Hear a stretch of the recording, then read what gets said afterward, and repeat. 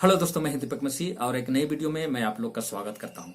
दोस्तों, अधिकतर लोग कंफर्ट जोन में रहना पसंद करते हैं, लेकिन जो लोग कंफर्ट जोन में रहते हैं वे जीवन में कभी भी आगे नहीं बढ़ते। इस विषय को समझने के लिए चलिए मैं आपको एक छोटी सी कहानी बताता हूं। बहुत दिनों पहले की बात है। एक राजा के पास एक विचित्र उपहार आया और उपहार के रूप में किसी ने 2 ईगल के बच्चे दिए थे। राजा ने देखा कि यह बहुत उन्नत नस्ल का ईगल के बच्चे हैं। वह बहुत खुश हुआ और तुरंत एक व्यक्ति को उसकी देखभाल का जिम्मा दे दिया। उसके बाद राजा अपने कामों में व्यस्त हो गया। बहुत दिनों के बाद राजा को उन ईगल के बच्चों का याद आया और वह तुरंत उसे देखने के लिए चला गया। वह व्यक्ति जिसे ईगल के बच्चों को देखभाल की जिम्मेवारी सौंपी गई थी, वह बहुत खुश हुआ क्योंकि आज उसका परिश्रम का फल उसे मिलने वाला था। राजा ने बोला कि भाई दिखाओ, बच्चे तो बहुत बड़े हो गए होंगे। व्यक्ति ने बोला, हाँ राजा साहब, बहुत बड़े होंगे, चलो उसे उड़ा कर दिखाओ। तो वह व्यक्ति ने इशारा किया उन 2 ईगल के बच्चों को उड़ने के लिए। एक ईगल का बच्चा उड़ा और बहुत ही ऊंचाई पर चला गया। दूसरा भी उड़ा, लेकिन वह ऊंचाई पर नहीं बल्कि थोड़ी देर के बाद एक पेड़ के डाली में जाकर बैठ गया। राजा आश्चर्यचकित हो गया।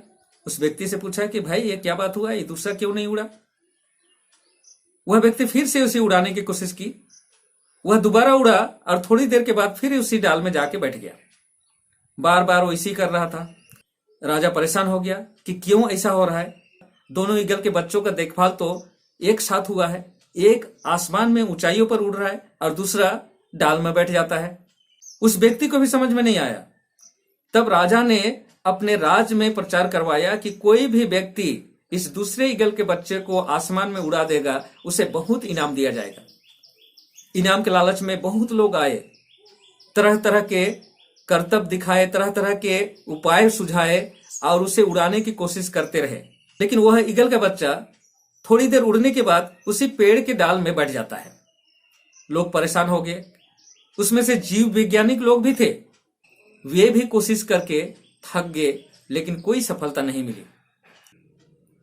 एक दिन एक गांव के किसान को इसकी खबर मिली और वह उस व्यक्ति के पास गया और बोला कि मुझे एक मौका दिया जाए।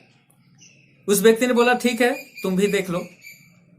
और यह क्या, उस किसान की कोशिश में वह जो दूसरा ईगल का बच्चा था वो भी आसमान की ऊंचाइयों को छू रहा था।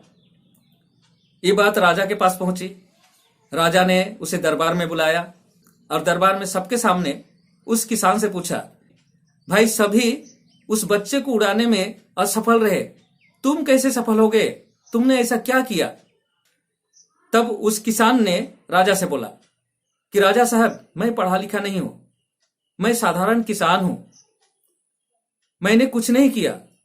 मैंने सिर्फ इतना किया कि जिस डाल में वह ईगल का बच्चा बैठता था उस डाल को मैंने काट दिया और इस तरह से उस बच्चे को बैठने का जगह नहीं मिलने के कारण वह उड़ता चला गया। तो दोस्तों, यह कहानी हमें अपने जीवन में आगे बढ़ने की प्रेरणा देती है। यीशु ने अपने शिष्यों को चेतावनी देते हुए कहा, जो कोई अपना क्रूस उठाकर मेरे पीछे नहीं चलता वह मेरा शिष्य नहीं हो सकता। अगर हम यीशु के शिष्य कहलाते हैं और यदि हम यीशु के कामों के लिए अपॉइंटमेंट किए गए हैं तो हमें कंफर्ट जोन से बाहर निकलने की जरूरत है। दोस्तों, कंफर्ट जोन में हम जीवन में कभी भी आगे नहीं बढ़ सकते हैं। यह सिर्फ मसीहों पर लागू नहीं होता है दोस्तों, हर एक व्यक्ति पर यह लागू होता है। यदि हम जीवन में आगे बढ़ना चाहते हैं तो हमें कंफर्ट जोन से निकलना ही पड़ेगा। तो आज के वीडियो में यहीं पर समाप्त करता हूं। मिलता हूं अगले वीडियो में। तब तक परमेश्वर की आशीषों का आनंद उठाइए। परमेश्वर आप लोगों के साथ हो। धन्यवाद।